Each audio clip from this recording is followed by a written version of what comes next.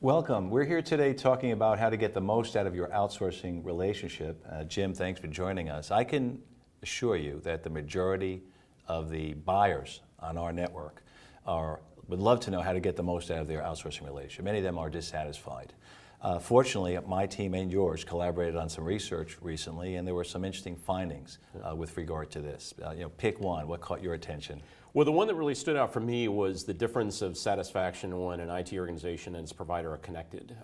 In fact, about 50% more respondents rated their relationship high, satisfied with their relationship if they were connected. And interestingly, their willingness to renew that relationship or refer that provider went up dramatically. So it really creates a different experience. So I'm intrigued by the word connected. So how would you define that? Connected in what way? Yeah, so it's where your systems work together transactionally, right? So you can stay in your system, your provider stays in their system, and they're connected in real time. So it's like you're in one organization, right? Because you can each work in your own system, but manage the process from a collective perspective. Okay.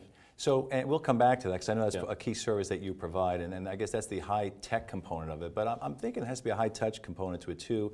Is it corporate culture? Is it a mentality? Is it a mindset that you want to have this type of relationship? That's right. I think it's about transparency and collaboration and making sure that you can work on the same page. You know what's happening at all times in real time, and it really creates a different kind of a relationship and collaboration.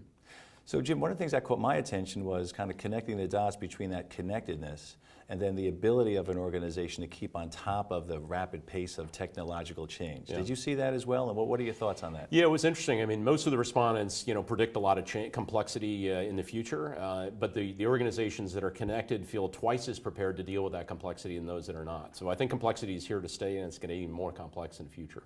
So what is your parting advice to those that are trying to get their arms around all of this?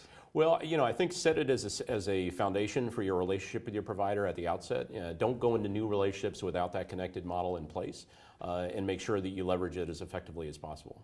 Excellent. Thanks again, Jim. You bet.